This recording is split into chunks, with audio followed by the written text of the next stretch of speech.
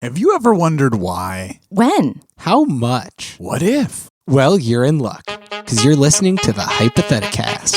Three best buds. On a mission. To ask all the questions? And get all the answers.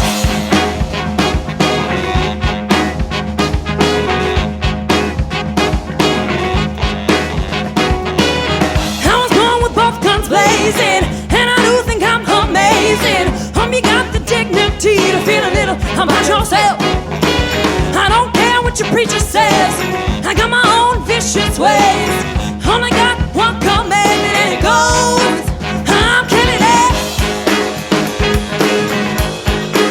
I'm killing it.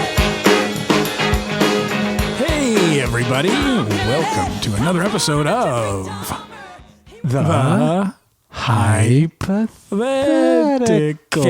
Show, in which we talk about various imaginary topics. You stopped. Yeah. You stopped. I did stop. We all agreed we would say that whole sentence. And you Is that what your eyes were saying when you looked over at me? Yeah, Mike, I don't think you get to play the innocent one here. You made that all happen. It's you. I learned from you. I just opened with a lot of good energy, I think. And then David joined in, and I was kind of hoping that maybe our third. Who's that over there? My name is Emily. I guess I haven't said my name. My name is Mike, although you said my name. They know. I just knew that it wasn't going to end well, so I just leaned back and let it happen. Disaster. That's very David talked. You know, you pulled the ripcord, and that's admirable. I'm self-preservation's safety important. first. Yeah, when we all Safety went first for me. tri-tandem skydiving last weekend, Emily was the first one to pull the ripcord. Yeah. Like right away. Like we were in the plane and Emily just pulled it and the plane actually crashed. It's amazing that we survived. Yeah. Fortunately, we had actual parachutes. Yeah, that's true. It's one of the best times for a plane to, to fail is when everybody on board has a parachute that they're planning to use anyway. Mm-hmm. Pretty convenient. Oh, that'd be a good escape room idea. You actually go you up have in to a plane? Escape before the plane crashes. That is a good, actually. Or they're in a that's fun. dive or something. Oh, man. Yeah, that's great. So many possibilities. Shake a little. You gotta escape and then you jump out the door that you open. Yeah, and then you actually are in a plane. You've been in a plane the whole time and you're falling, and it would be ultimately terrifying. So cool. What are we talking about today? So we're doing home as our theme. Home. The middle button on a phone, right? Home screens. Well, that's kind of what people's homes are these days. Am I right? Just looking at their home. Basically live inside there. How many homes have you guys had? That's a good question. I was thinking about that right before we started. Let's see. This is actually tough. I think my family lived in the same home my entire life, except for like my mom was pregnant with me. They lived in a different home, but they moved right when I was born. And I see. I grew up in that home. They didn't move out of that house while she was pregnant and then move back in. No. That's what I was like, what? Yeah, my mom had to live in a tent according to biblical law. Good. Outside the city limits as it should be. Oh, no. So do we count, how long do you have to live somewhere to count it as a home? Good question. If you're doing like a study abroad thing, I don't think it counts. No, yeah. So then what about like college in general? Do you count every dorm room or every apartment or just the college itself? Hard to say. I would say, in the spirit of this episode, we're not talking about houses necessarily. We're talking about home. I would say it had to feel like a home. You had to feel like this is where I belong and I live and I've settled into it. But I so would a dorm say, room, yes. Yeah, I would just say that like homes. The campus itself is what kind of felt like the home. That also feels like That's home. true. Yeah. Your dining room is like the cafeteria. Your living room is the student lounge. Your bathroom your is home the bathroom. is not really your dorm room. Like your dorm room is kind of a weird. It is a very It's like your bedroom. different feeling. Yeah. I remember coming home from college and being so glad there was like nice, like not even fancy, but just comfortable furniture. Yeah. I feel like, and maybe this is because I went to like a highly restrictive religious college that shall not be named, that all the student lounge furniture was incredibly uncomfortable. So you couldn't get up to funny business with no your makeouts. Yeah, exactly. On this cement couch. Yeah, you're going to be tested to see if you can even sit on this couch. Tested. Yeah, it was. But honestly, I think that's true of most student lounges is that the furniture is just not very comfortable. Nobody wants people to like live there. Or just like furniture that people have in college. My senior year, I had an on-campus apartment with 3 other girls. And we had a futon that like by the end of the year, I mean, it was not even an excuse for a piece of furniture. The metal frame was being propped up in the middle by a cinder block. The mattress just literally, after 15 minutes of sitting on it, would just slide right off like a limp noodle. That's nice. It was unfortunate. Wow. So I would say college can count as a home if you want it to, but for some people, I'm sure it didn't. I'm sure it was not homish. Homies probably, right? Yeah. That's the word people have used and will continue to use. Mm-hmm. I think then that I have lived in, if I count college as 1. Yeah. Yep. 7, 8. I'm in my 8th home. 8. Wow. And you have an actual house that you're in and now. I finally have allowed myself to be in a real home. My life is house in South Minneapolis, Argentina, back to the house in South Minneapolis, so still just 2, to college, a house in Orange City after college.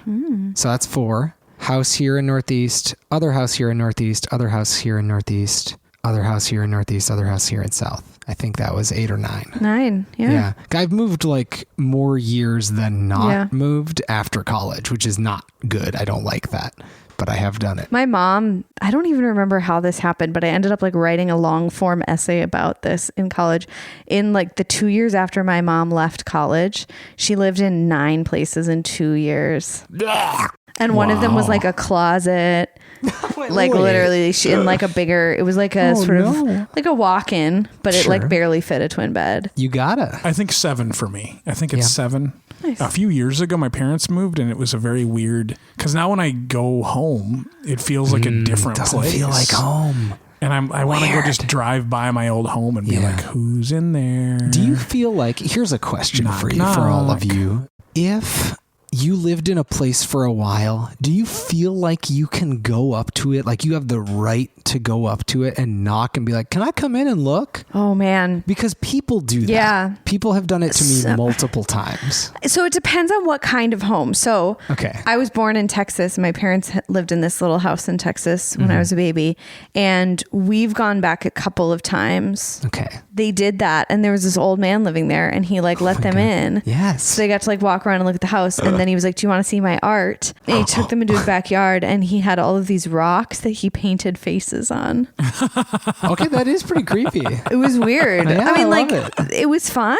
Like, they weren't bad, but my mom had a bunch of pictures afterwards and I was like, oh, that's awesome. That's about as well as that could have gone too. Like, do you want to see my art is a dangerous question to say yes to. Yeah. So if it's like going out to a backyard. Home that like you had your first baby at, you know, that kind of thing. Yeah. But like Tanner in my first apartment, we drive by it and I'm like, oh, we lived there.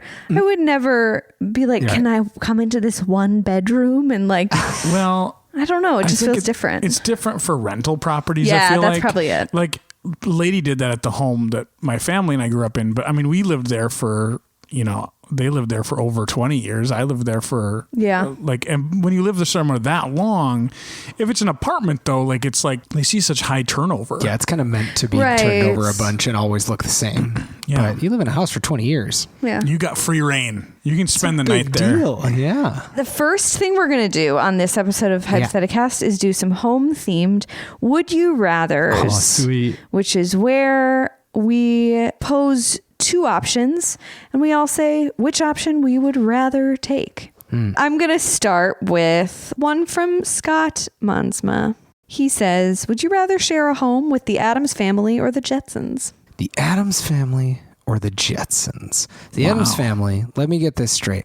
I have a hard time keeping the members of the Addams Family and the members of the Munsters separate. Oh, that's fair struggle. Help me help myself figure out how this works. I think the best way for you to remember it is to think of the patriarch and matriarch of the family. Yeah, we got Gomez, big one with big eyes, and skinny one. Okay.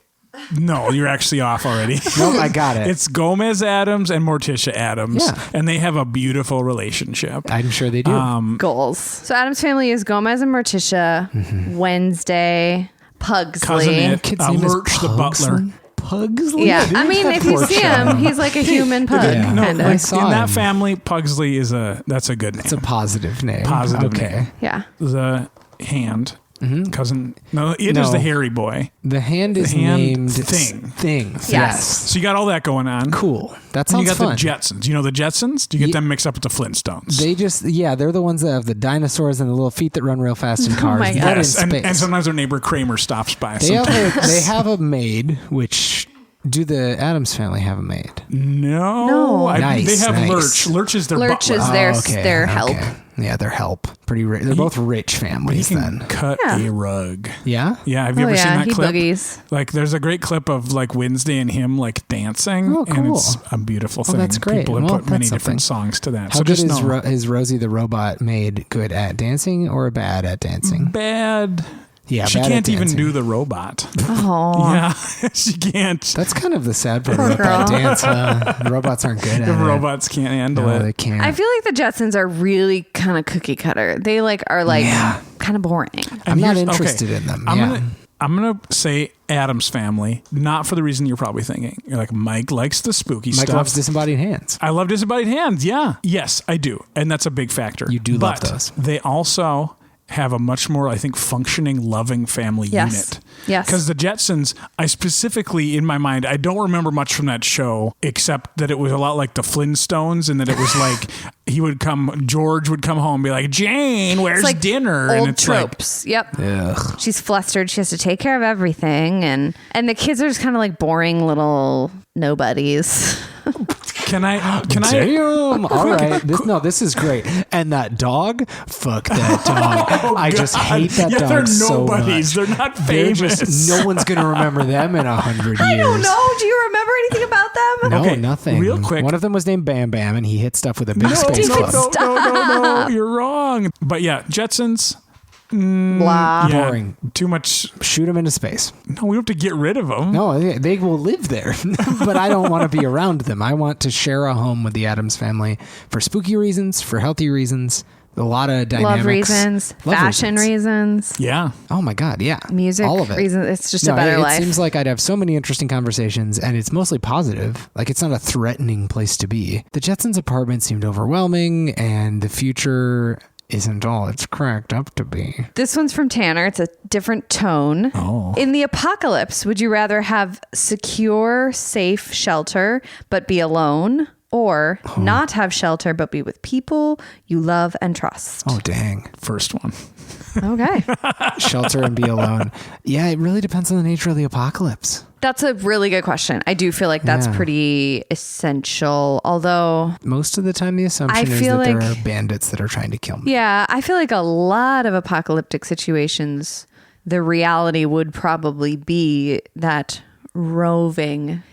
traveling people would probably be more sustainable than hunkering down. Yeah. Oh, yeah. And staying in one place. Absolutely. But I think it works better to stay in one place if you're on your own. Like, if you're on your own, you'd have to worry about a lot less supplies and stuff. And in this scenario, you're safe, right? Let's say you found a place that has food that will last you years and water and an independent source of electricity. Yeah. You've got all that in this place that Tanner described. You're just on your own.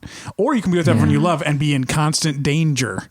To me, that actually seems like, as the token single member of the hypothetical, it's probably why I went for that one first, because I was like, I don't have kids. I don't have a significant other. I'm doing fine on my own right now. I can do it if I have a shelter that's all just mine. Yeah, but you're a social being. Yeah, you're isolated. You like humans. That's different. Well, I could always make a friend out of a stack of clothes. You mean Wilson style? I mean, make a friend. Yeah, straight up, just out of my food packets or something. That sounds pretty good, right? Lil Ketchup can be also, your good buddy. Yeah. The option where you're with people you love and trust doesn't explicitly say you are unsafe. It just says you don't have a permanent shelter. You're nomadic. Okay. And that's not so bad. So that's how I interpreted it, as like you are roving, which is still probably more dangerous. Mm-hmm. I like to imagine that in the first scenario, you found some sort of a dam or a mine or some sort of big place that has tons of canned food. And you're just like, great, this is where I live forever.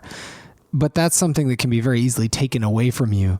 Because if you're in a place where you have like ultimate stuff, that's probably not very small.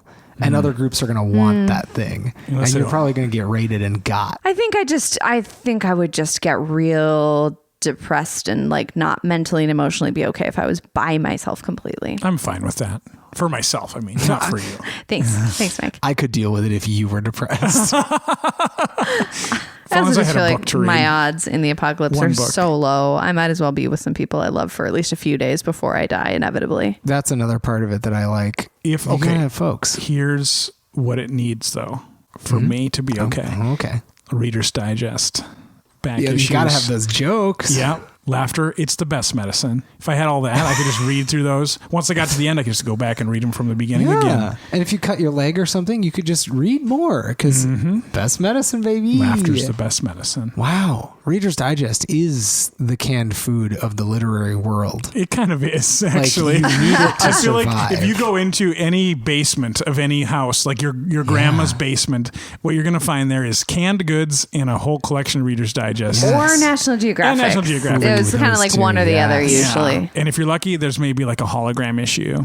Oh yeah, those are cool. Those are pretty fun. Like the hologram moon landing. I just like the one with the maps. Okay, I'm going to do one more question. Yes. Okay. This one is from my own brain. What? I know that one. Would you rather live at the Mall of America or at the airport? Are we talking as they currently exist? As they currently exist. Does the staff of those places understand that it's my right to live there? Yeah. So it's basically like, for whatever reason, you are either accepted or overlooked. Probably a combination of both. both. Like the terminal type situation? Yes. Okay. Yes. Oh my God, what a movie. Oh no. Am I Tom Hanks or Catherine Zeta? You're their child. Yes. What? They don't have a child. Now they do. Now in the Terminal 2, baby. Terminal 2. This time there's a baby and it's David. Wow. So it's like probably the case is that like most of the employees at these places are like, there's my guy. Like they're cool with There's it. my guy. But like the management doesn't know. They're but like they all also working just don't together. know because So like they're the janitors see you and they just don't report you, so you're fine. Yeah, and you're Okay, like cool. everybody's friend. You know, you're like a friendly presence with most of the people that work there, but like the upper levels aren't like, yeah, you can live here if you want, but they just don't know. Yeah, I love it. Mall of America. Yeah. There's more variety. The other thing I'm considering with this is the energies. And the energy at Mall of America, especially on weekends, man, it can just be a doozy. I think I'd hide on the weekends. On the weekends, yeah. I'd like find like a safe secret room to hide in. That's a really good point, Emily. For a second, I was like, Mall of America would be way more fun because airports are stressful. They are. But then I realized that the likelihood of me like having a good time at the Mall of America, it just sounds like I wouldn't want to come out of whatever closet I was living in. Whereas at the airport, there's actually a solid chance that I could experience a terminal situation where like I could make a friend that was there on a long layover and we could like have fun. You're hang out. the like, the opportunity for connection because so many people in the airport are just kind of killing They're just time. sitting there for hours. As opposed to the people that are like, I'm going to give my kids the best day ever. Or like, I need to buy outfits. That's me. I'm mocking myself there. But you know what I mean? Like, self-dunk. like people are at the mall because they're like, go. We got to do shop. stuff. That makes sense. The airport, you could just like sit on a bench with some peeps. Yeah. The variety of entertainment though at the mall would be much better. That's true. Movie theaters. And bed options. There would be many more Mattress bed stores. options Actual at beds, the mall than couches. Oh yeah, the so airport. many. The airport is not a sleepy place. They probably have like a couple. Don't they have like a like mattress cots or store? At the airport? I feel like they might, or like a That feels so weird. Maybe recliners. I don't know. I just feel like there are weird stores there at must the be like airport. massage places, Sure. like with those chairs, and you could sleep in one of those. Yeah. And maybe it would start in the middle of the night and But make you Mall of afraid. America definitely has It also has those. the upper hand there. So Mall of America for amenities, 100%. But for like general mental health, I feel like the airport would be better. Yeah, the energy's different. You could definitely make mall friends, but I do feel like Mall friends. well, they're different kinds of stress, aren't they? Yeah, they're both. The mall's probably a more positive place in general. Like if you just go up to someone and you're like, "How are you feeling?" They're probably less stressed than a person at the airport. I would maybe You think so? argue with you on that. Really? Because a lot of people at the airport are going places for fun reasons. Not everybody, but a lot of people are either fun or neutral reasons where they're like, oh yeah, I'm doing this thing. People at the mall, Aren't they there for fun reasons too? Yeah, like I think a lot of people are there because they have to get stuff. Yeah. And that can be a lot. Like around the holidays, sure. yeah, Most but of even them- this time of year, it's going to be full of moms going back to school shopping, and they have all their kids in tow, Right. and Don't it's do it at the a mall, mess. people. Like Yeah. I feel like general levels of stress. Oh, it's hard. It's hard. Yeah. We got to do it. We got to pick. I pick mall. I pick airport. Bring on that mall. Okay, let's do it. We're going to spend All right. 1 month at the mall. Next Pack it episode of the up. Hypotheticast Oh will my come God. to you from the mall and Emily from the airport. Yeah. Yeah, we'll be Skyping. You guys want another segment? Yes. I got one for you. It's right here. Look, it's called The Meat. Oh, I looked. Yep, there it is. The Meat is a segment where we talk about a meatier subject, and it's also sandwiched in between two other parts that we don't call the bread, but if you want to envision it in your head, you can envision them like the bread. Sure. If you want Today's meat. This week, we're talking about home. Homes, the concept of home, all that. This meat question is not so complicated. Basically, you get to design your dream home. My dream? You can have as much money and time as you want to do this, people. Good God. So get wild with it. Let's start. Instead of just telling me about the whole home all at once, which might take a long time, let's go room by room in this dream home of ours. It's not together, unless you guys want to live together. We can bounce ideas off each other. Try that. We could just talk about, our ideal rooms. Let's start with your ideal front porch. What do you want your front porch? Do you want a front porch? Yes. David does. He's pro porch. Yeah, I do too. Emily's a little hesitant about the porch. No, I do. Okay. I don't think it needs to be a lot. Screen? No screen. Our last apartment had screened in porch, which was really nice. And I feel like we used it a decent amount. Our house has screen, but then also windows that you can slide up and down. And at first I was like, oh, that's so great because it won't get as dirty. Yeah. But the problem I'm realizing with this summer is that then it's like a greenhouse. So on a nice day, you walk out there and it's like so oppressively hot. And then you have to like open up the windows and like let it air out and stuff. So it's a little bit less easy to just like jump in and out whenever. But it will be warm in the winter, right? It is. I mean, I think like in the spring and the fall, it's kind of a nice it's spot. More of a 4-season porch, 3.5 season porch, maybe, as opposed to one with just screens. That's no good in the winter town. Maybe it would be nice to just have an open air one. Kind of a good old classic. Just have like a swing, like one of those like benches that swing. Yeah. Some plants. Swang. Yeah, I think that's what I would pick. Now. It is. It's cute. And I like it. I think I would like one that's like your old one, though, because the screens help it feel like a place where I can do something and wind or rain or bug won't just have freedom to come right on in. Like anything can just come onto the porch. Like a squirrel could if they wanted. And I don't know if I like that. I welcome all squirrel friends to hang out with me. They don't really want to. It's more the bug thing where like if it's June and I want to sit outside with a light, I know for a fact that I will get a June bug in my face. Yeah. That's not fun. June bug. Nobody wants that. I don't, for sure. Also, if it's screened in, you can put your cat out there and watch them pretend like they're interacting with nature, even though they're not. But in their heads, they're like, a big adventure. Look at all this stuff. I'm free. Yeah. I feel like I don't want a porch so much as I want like an airlock. Okay. For like decontamination? Yeah. Like because you're afraid of germs. Yeah. Yeah. No, I'm not afraid of germs. I just think it's kind of nice to be like, you're coming into my home. We're going to seal the door. We're going to decompress. You're going to put on this special suit. You're going to come into my home. Are there like showers so and everything in nice. there? Yeah, we'll like spray everyone down. With chemicals. So nice. I'm pretty sure the latest Martha Stewart Living had a couple of beautiful spreads of airlock. How would make your airlock feel so cute? Well, then you're ready if your house ends up underwater. Yeah. If your house ends up who knows in space, like you're ready for all scenarios. That's so a you good could point. use it as like a panic room too. It's maybe? like pressurized.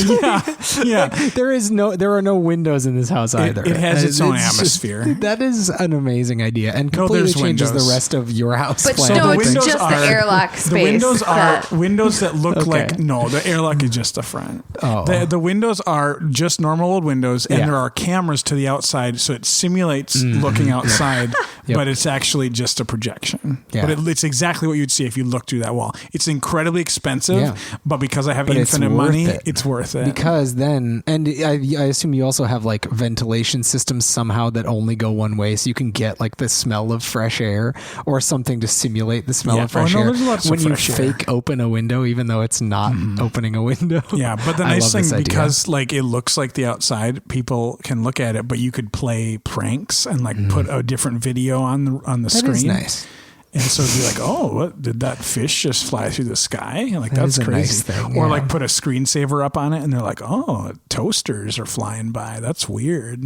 It's a good prank. You guys that like was also a good screensaver. I was obsessed with those little toasters. Good. Okay, so Mike wants an airlock. Emily wants a open air front porch. And I like an open air, but I'll take some screens too. I like screens. But I do want a front porch. I like hanging out outside and reading and looking at people. We're going to move from the porch into the living room / entryway. If you want something beyond that porch, you can have an entryway. But what's your ideal like living room space? Lots of bunk beds. In the living room. Lots of bunk beds.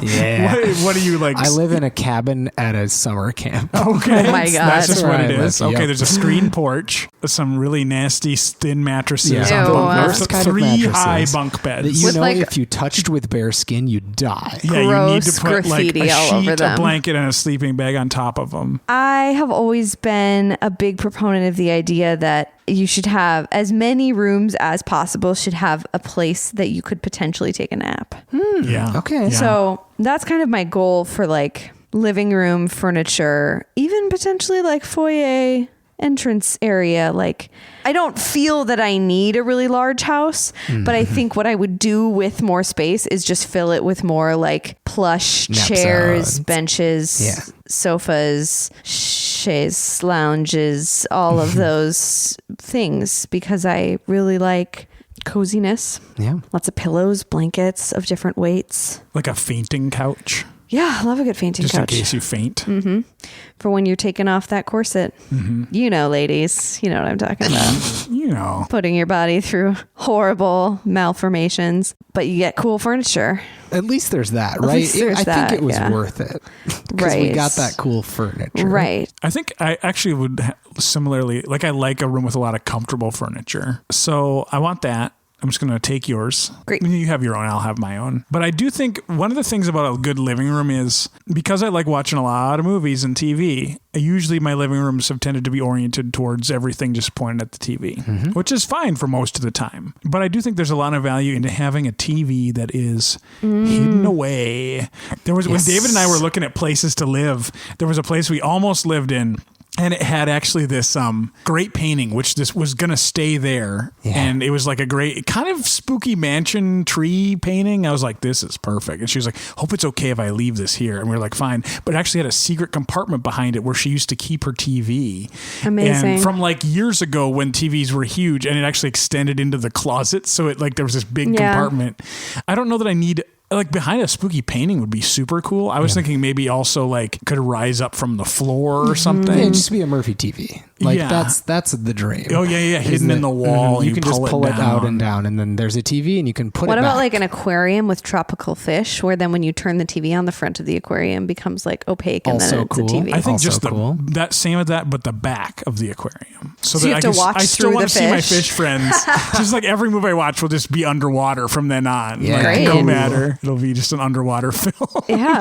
Does water cancel out water when you look through it? Like would Waterworld be like Dune? It would just be World. Yeah. It's like, oh, this is planet Earth. That's all it Titanic, you'd is. be like, what's the big deal, Yeah, guys? I like that idea a lot. Actually, that's a big part of what I like in a living room too. And I watch more movies in a living room than I do anything else in a living room. So I have also always been of we got to orient all the furniture so that it looks at the TV. Like that's the important thing about a living room. But I have lived in places where you had a TV room and a living room. And that's my dream. Yeah. So if this entryway can somehow be a den, and that, like, I don't know if I get to add a room right now. Yeah, absolutely. But a den is so nice because then I can have a living room that is just about sitting and talking to each other and sitting in comfort instead of having to sit around a table formally. You can just all sit there, have a nice convo, play a card game if you want on the coffee table in the middle, but like have a nice sit down with some people and all look at each other. Yeah. I love that. And That's a good idea. it's hard to have if you also like sitting and watching movies, because a TV really does require a lot of What a setup. Yeah. So you got to have it pretty specially wired. Murphy TV sounds like a great idea. And if I can't have a den, I want that too. But since we're designing dream homes, you can have that I den. can have Yeah, a den. dens are great. You can have two And then I can dens feel if like a you little want. bear. Let's move on. I think this is where we're running a little long. I think I'm Yes. going through every room, which is fine. We have a lot of good thoughts. Let's just, you go ahead and think of all the other rooms: kitchen, bathroom, bedroom.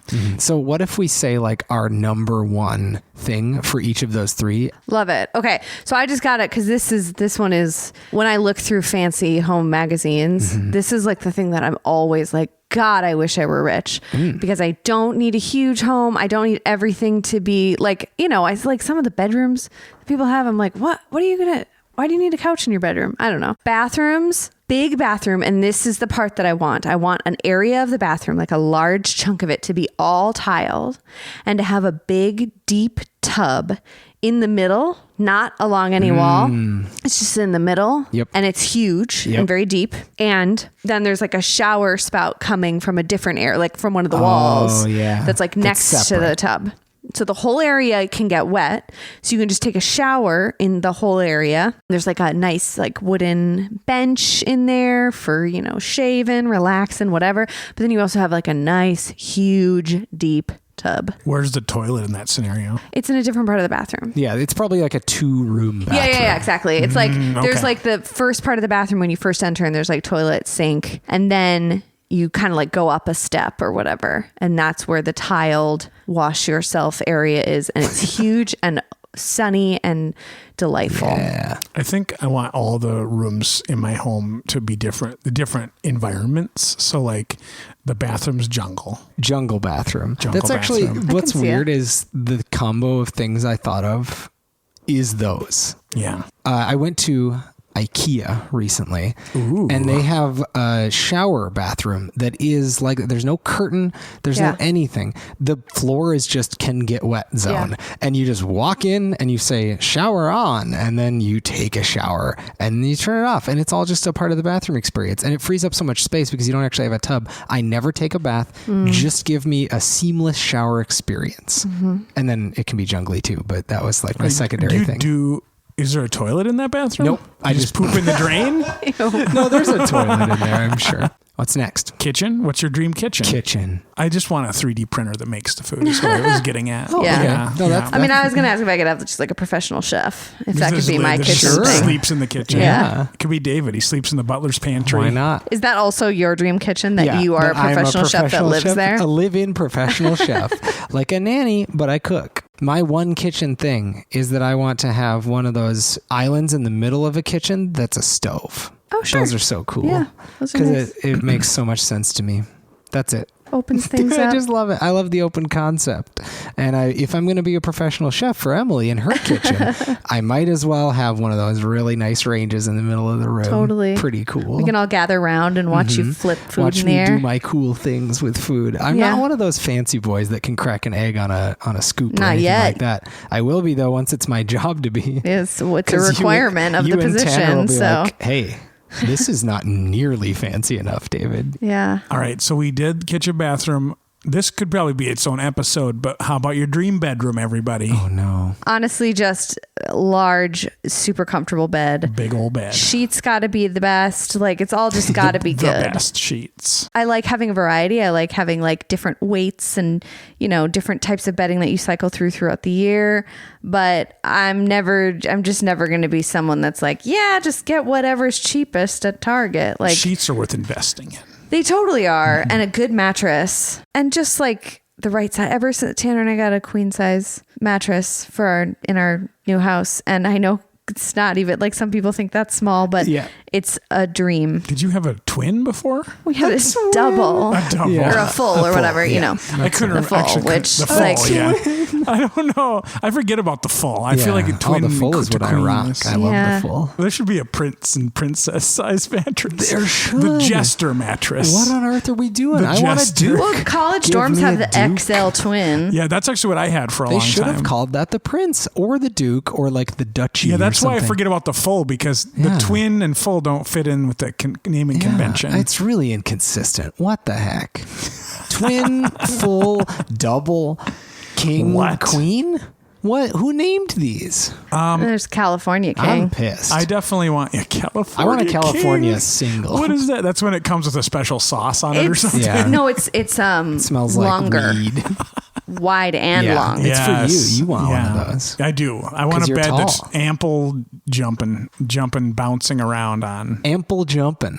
I want to be able DJ to bounce name. on my bed. I want my house, the same thing as Emily. Obviously want a lot of reading nooks too. I want a turret. I want a turret in my house. Oh yeah, those are good. So I can have a turret room for reading and for imprisoning my enemies. So that you make them read. Yeah, no, they're going to be in a separate room. Read I'm a not going to book, be with dummy. me in the Two reading turrets. nook. Definitely a turret. Cool. David, what's your bedroom dream? I think I want my room to be in a really nice finished basement. Ooh, That's my bedroom. bedroom dream. is in like the the basement? whole bottom floor of my house is a finished basement. And it's all my bedroom. Oh, that's cool. No So window, that- though? No, that's okay. I'll have some nice natural light bulbs down there. But have I a couple think little- the appeal in Minnesota legally you do especially have is to that have that. yeah, I'll have egress windows or whatever. I'm not worried about that. This is the hypothetical cast. I'm living in a basement that's fun, and I want to have so much space to watch whatever I want, listen to whatever I want, all that stuff down there. But mostly, I want a basement bedroom because Minnesota basements are always the right temperature for me to sleep. Yeah. They're cool in the summer. They're also cool in the winter, but I like being cold when I sleep. Honestly, if you asked me to design my dream home, it would look a lot like a hobbit hole. If we weren't going room by room, it would just be a hobbit hole because you're underground. It's mostly natural. I'm pretty short, so I'm not super worried about that. That's kind of what I'm going for. So if I can live in the basement and then have the rest of my house be an adventure, that sounds great. It's done. It's yours. Thank you. Yeah. Look How outside. much do I owe you? Nothing. Remember? What? Infinite money, I said. Infinite money. got Well, it. I also would have built a bank in here and maybe a stable for my Nope. steeds. Segment's over. Damn it. Sorry, you didn't say it. My stable for my where Emily, are my your steeds gonna dream stay? bed is waiting. Emily, can I keep some of my steeds at your house? Only if you are our professional chef. I am. Do I get my own He stable? lives in the basement of your Yes, house. you do. You can have the stable. Yes, the stable that was previously unoccupied. We don't have much need for that. Actually, no, Tanner would probably love a horse. He's a What? horse Whoa. guy. Yeah, he likes horses. You just said that. I didn't know that about him, but I knew that about him. Like deep down, I knew In for your sure gut. that Tanner loved horses. yeah, he Oh, just. it makes so much sense. He used to read all the Pony Pals. Maybe. Let's ask. I'll call him right now. Yeah, call him right now. Get him on. I figured out that you can plug phones into this, so we can call Tanner if we want to as a segment. Great. He loves being put on the spot. Yes, he It's does. his favorite. I've learned that. Put him on the spot, he hates it. Put him on a horse, he's in heaven. Is it time for our next game? I think so. It's time for our next very serious segment. Yeah, this one's really going to make some tears. Make some tears. Make some tears. That's a really uncomfortable way of saying like this is going to Not be wrong. moving and sad. That's a lot like saying to someone, have a good next 24 hours. Like if you tell someone, have a good day, they're like, thanks. If you like, enjoy the next 24 hours, that's sinister and terrifying. Yeah, words matter. This segment filled with words is called Would You Blanket? And it's a game that we play where a series of questions is asked to the subject, in this case, Mike, Hi. in search of the perfect equilibrium. There will be a scenario posed. You will answer yes or no. You will accept or decline. And then Emily and I will go back and forth as a pendulum, trying to narrow in on exactly the point that you have the hardest time deciding. Ooh, is there a like a blade attached to that pendulum? Yeah. And it'll cut you. Oh my God. Watch out. Sharp as hell. Our new house is no. really fancy. Sharp as hell. We got a lot of torture implements here, Oh, why bud. did we do an Edgar Allan Poe designed house? I don't remember. I think it was kind of cheap. I'll just go into the basement and get a cask of Amontillado for us to Perfect. have That sounds while we great. do this segment. The question this week for you, Mike, is would you inhabit it? Okay. Yes. Is that how I do it? Yeah. That's Okay. it. Thank you for listening. Here's the premise for you. Okay, I'm ready. One of your relatives dies, which is the premise for a lot of inheritance type things. That's usually how That's how it inheritance works. works. That's how wills are. So one of your relatives dies. We won't say it's your parents. That feels a little too close to home. Okay. We'll say it's a different A relative. mysterious great uncle. A great uncle. Your uncle, but he was just really good. Yeah. And he says in his will, Mike gets my house. He really liked you. He just thought you would just do a great job at living in that house. The catch is the lease that you have to sign. Is it a lease? Is it a mortgage? Help me out here. I mean, if you're inheriting a house, I don't know quite how that works. But let's say, I'm just going to call it, it doesn't matter what it's actually called. The contract that you have to sign is special in this case. This is like a legacy house that needs to be inhabited for some reason or another. The deal is you can live in there for free. You don't have to pay any down payment, nothing. The house is paid for and it's yours, but you have to live there for the next 20 years. Oh, that's a long time. It is a long time. Let's say it's in Minneapolis. It's in Minneapolis. Let's make it easy. You don't have to relocate except for moving into this house. However, I will say right now, this is something we'll fill in as we go, but you have no idea what the house is like. But it was kind of like presented to you like, here you go, 20 years. You got to take it or leave it. Mm-hmm. But it's paid for. I don't have to pay for anything. Correct. Yeah, I'll go for it. For now. Nice. You rapscallions. No, what could go wrong, Mike? What a nice deal for you. Yeah. No, I'll take that house. I don't want to have to pay. Rent is one of the most significant expenses. It so I don't have to pay rent. Even a shitty do anything I wanted. Is a free house. Anything you wanted. I mean, a lot more things you wanted. Yeah. Okay. Do we also think that maybe I just thought about this, that the excuse for saying no is like, now that you've said yes, you're like legally bound. So what if there's like a 30-day trial period? Sure. Oh, sure. For like, you get to live there, and then if you're like, you know what, screw this. But after that 30 days, you're locked in and you have to. And if I say no, I definitely can't go back. Yeah. Once you say no, you're out. Okay. They're moving on to the next person on the list. My secret twin brother. Bike. Yeah, that's right. Michael Larson. What a creative name. They didn't know you were twins. You came out and they were like, Mike. Oh, and Bike. And that's the first thing you say when a baby comes out is when it's legally named. So they had to. Okay. So you've said yes. Yeah. You have 30 days to like make sure this is going to work. So you get the address and you drive over there to check it out. Vroom, vroom. It's in like a decent area. Good. The yard is very overgrown and like a lot of different things going on there. It's like friendly to pollinators. Seemed like maybe at one point it was like well landscaped and has a lot of different fun plants, but now it's just kind of like a jungle. And you walk up to the front door. You reach out to put the key that was given you in the door to unlock it and enter. And a giant gray spider scuttles across the door, and you swear that it stops and like looks over at you with like a snarl, kind of like, who's this guy? It's not a friendly look. Who's this guy? Do you continue anyway? So I'm just at the front door and I saw a spider. Yeah, I did just a little tiny step here. And the lawn is overgrown. Lawn is overgrown and a rude spider is on that front door. How big is this house? Like, is it? I'm picturing full on mansion. It's not a mansion. Okay. But it's not a small home. Okay. It's probably got at least 4 or 5 bedrooms. How does it look from, like, how's the paint job on that house? Does it look good? It's brick. Okay, that's fine.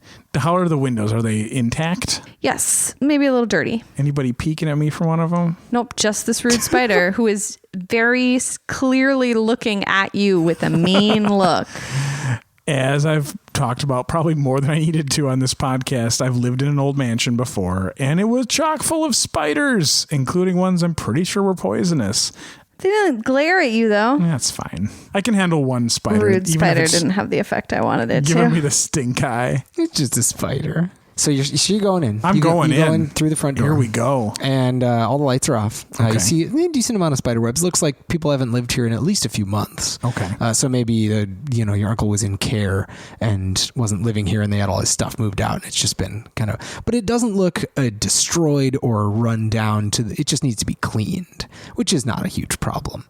You've done some cleaning before. Sure. So you think, okay, I'm gonna go in and check out all the rooms. So you go into the kitchen, you open up some cupboards. There's just one rat that just squeaks out and runs away. A rat? Yeah. He also kind of glares at you a little bit. Not a mouse? And then runs. No, okay. A rat. All right. But runs out the front door and shuts it behind him. Oh, good. So you know that it's gone. Okay, waves goodbye. I'm out of here. See ya. But it was there. But other than that, there's no real nasty surprises. There doesn't seem to be a fridge, a stove, a microwave. It is like a very bare house. Like everything has been stripped. Okay. There's no curtains. There's no blinds. It is a very bare home. Okay. So you will need to furnish it with those things. It's not, again, the gas hookup is there. The water hookup is there for the sink. There's probably not even like a faucet or something. They probably even took that. So you're going to have to do some outfitting of this place. Yeah. Is that a deal breaker? Yeah. It is. Oh, yeah. Okay. Well, if my whole reason for moving in is to save money, like there's already a lot of obvious work that needs to be done. There's probably a lot of other things. Emily, as a homeowner, you realize how many things can go wrong in a home, and like you have to pay secret money for. That's true, but if I didn't have to pay a mortgage, I would be more open to That's true. paying for stuff. An extra $5,000 to $1,000 a month to pay for those things. But if that sounds like overwhelming work to you and you're like, listen, I don't want this. Yeah, because I guess I'm not going to take it. Yeah? I feel like there's just something wrong with it. Too spooky. Not too spooky. I can handle spooky. But like if I have to furnish it and put in all the major appliances and make sure everything's working, that's still a pretty significant investment. Sure. I'm going to say no. Cool. No thanks. Thanks, but no thanks, Dad, Uncle. Okay, so you're headed out. You're like, no, this is a crappy bargain. I'm leaving. You're walking back towards the front door, and you spot this little pamphlet sitting on a stair, the stairs that go upstairs. Okay. And you open it up, and it's like a little brochure, and it has a floor plan of the house with its like 2 floors. In all of the little rooms, there are dates. Okay. Like the first Monday of every August is in one room. And the other one is like the last Saturday of January. Okay. So that's like written in each room. And you notice that one of the rooms has what happens to be that day. Okay. Say it's the first Saturday of August. Sure. Yeah. And you're like, that's today. Wow. So you're like, I'm going to check this out. So you walk upstairs. It's not too spooky, a little musty, but it's fine. It's just kind of like an old empty house. You kind of peek in a couple of the rooms as you pass, but you make your way to this particular room. You open the door and you are suddenly looking into what looks like the floor of an office building. Okay. And it has like neon lights, a bunch of cubicles. Wait, neon lights? Do you mean fluorescent? Yes, God, no. I always do that. No. I am literally... No, this is like one of those things that I will never rid my brain of. I say neon lights all the time when I mean fluorescent. And Tanner is always like, what is your problem? Why can't you do this? It's like one of those words that I will never be able to spell. Yeah. I can never say the right thing. Oh, I want it to be like synthwave because 80s I have this picture in my head and I want it to be that picture. That's fine. It's like, it is fluorescent lights. Like a couple of them are like flickering, It's clearly nighttime outside of this office, even though it is during the day. You walk in a few feet and you look around and there are like lots of cubicles and like stuff in them, but you don't see any people. Okay. Do you still turn around and abandon this house? So it's awesome. Apparently, it's awesome. Every certain day of the year, rooms will just become portals to somewhere. I don't know. That's very different than just having to put stuff in the home. That sounds great. Yeah. I'll move in there. Yeah. Even if you got to find out what all those other honestly, rooms are. though I probably would not go to the business of I'd probably get the electricity set up. And the water running, but I'd probably bring just like an air mattress. You just kind of camp out I'm for not a sure while. This house is safe to live in, but I want to investigate further. Okay. So I'll start staying there for now. Okay, but remember, it's just a 30-day window. Yeah. We're gonna see what else happens while I'm there. All right. It seems pretty unprecedented as far as homes go. You stay for another week and nothing happens, and you're not surprised that nothing happens. You get the electricity set up, you get the water set up, the gas is on. And you're living. You set up a little way to have your computer and some food that you can make in the microwave that you brought in and whatever. You're living a fine life. You know, it's not a house or in the way that a home is. Yes. But you're basically just camping to see if it's going to be safe or not. Sure. It's more or less what's happening. Yeah.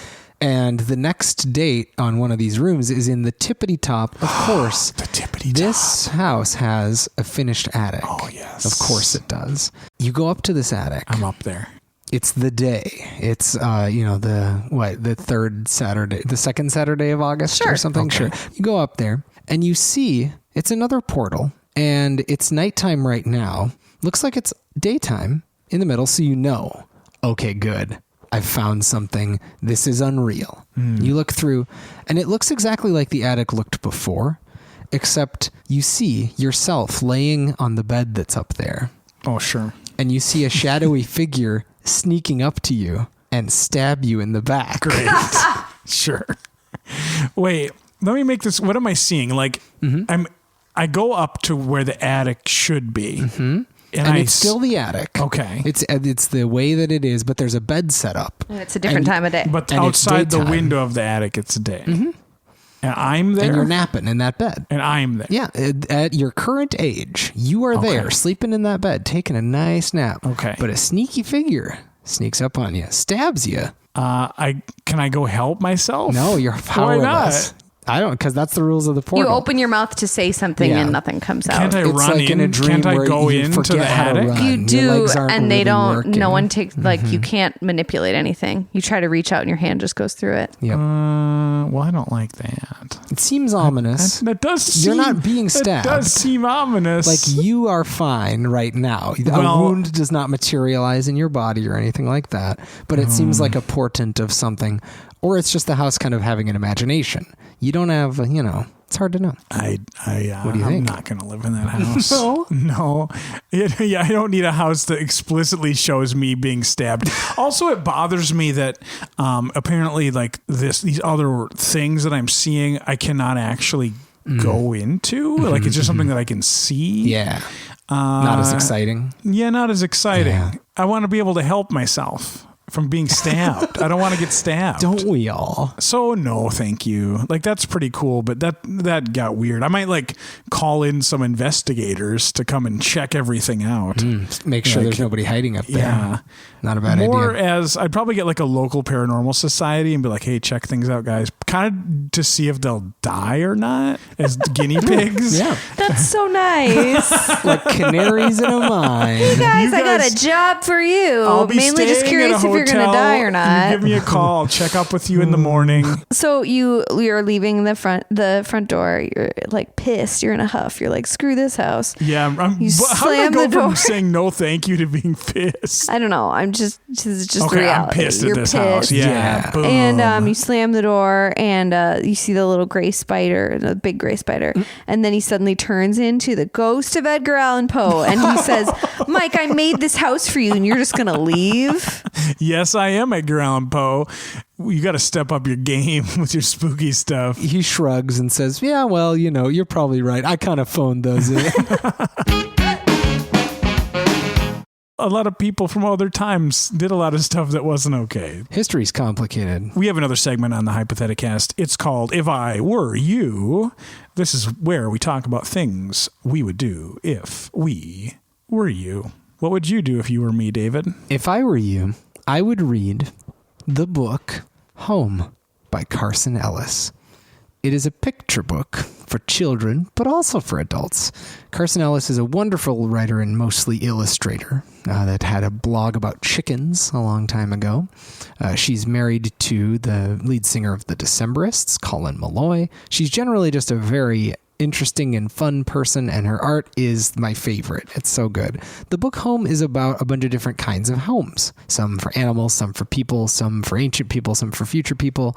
But basically, it's a series that she painted about what everybody's house looks like. But each double page spread is a very beautiful turtle's house, or it's a little guy that lives on the moon or something like that. It's an adorable book, and you should read it to yourself or to your child. Cool. The end. Great. If I were you, I would watch the show The World's Most Extraordinary Homes on Netflix. Yes.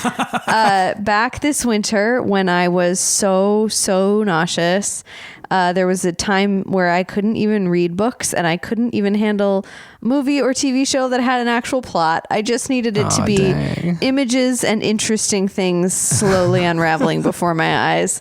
And this was perfect. It's these two people who go to just these like crazy homes and they learn about the architects and like what they were thinking like when they designed the home, and they're all over the world and they're beautiful and fascinating and mostly just like absurdly inaccessible. But it's just like one of those shows that where the general feeling is like mildly intriguing and entertaining in a light way that doesn't ask anything of you. No. So if you just need something in the background, the world's most extraordinary homes. Maybe you should also watch the movie House, not Houseu, not the Japanese movie. Oh, you should definitely watch that. I like that one too. This is called House. It's from 1986, and it is a horror kind of comedy. Honestly, it was a long time ago when I watched it, and I'm looking it up now to see what it was actually about. Basically, there's a house. There's spooky stuff that happens in it. They kind of open a portal to a ghost dimension, and there's monsters. I also just love that there's a sequel called House 2, The Second Story, which has the tagline, "Frightening Strikes Twice." So go ahead and watch. And the only thing I remember being in common about the two House movies that I saw was there's a alumni of Cheers in it. George Wendt is in the first one, and John Ratzenberger's in the second. Ooh, I love him. Playing different characters, and I don't think anything else is true about them that makes the movies linked, except that they're both about weird houses, and they have Cheers people in them. Cheers alums. There's a lot of spooky House movies, and I think House gets overlooked because of the name. It's pretty like generic. Yeah, it doesn't really give you much to go on. So watch House. Not the show. Any movie called House, it'll probably be fine. Yeah, just any episode of House probably going to be pretty good. All those diseases. He's so mean. He's so mean. Okay. Do you like listener participation throughout the week? Do you want more hypothetical questions? Do you just want more of us? You can find us on Facebook at Hypotheticast, on Twitter at Hypotheticast, on Instagram at Hypotheticast_IG. We also have a fun and special Facebook group for our favorite people called the Hypotheticast Fan Collaboratory. You could also reach out to us via email at hypotheticast@gmail.com, or just go straight to our website, hypotheticast.club. Yeah, spread the word about us too. Leave us a review on the Apple Podcast app or wherever you listen to podcasts, or use the words of your mouth to tell other people about the Hypotheticast. Thanks to Jaden James and the Hunger for the song Killing It. That song you heard at the beginning. It's good. It's from their album Raw. Thank you also to Christian Hagen for the logo he made for us. It's good. Thank you to you, the listener, for every time that you've pushed play on this show, every time that you've laughed out loud at your workplace and had your boss say you can't listen to podcasts anymore, or every time that you've tweeted at us saying something horrible from the internet that you found. We love it all. Thank you for being our listener. And finally, our final segment, which is called No Questions Asked. It's a segment where I'm going to ask one question, and David and Mike, you got to shut your mouths unless it's an answer coming out. I'm ready. This is from Chris Barker via Twitter. The question is, flesh walls or flesh floors? Flesh walls. Flesh walls. Flesh walls. I'm going to sing. Long live the flesh walls. Flesh Walls was my favorite blues musician. Wouldn't it just be fun to give him a smack? That's it. I'm marching, marching, 'cause I'm killing it. I'm killing it. I'm killing it. I'm killing it.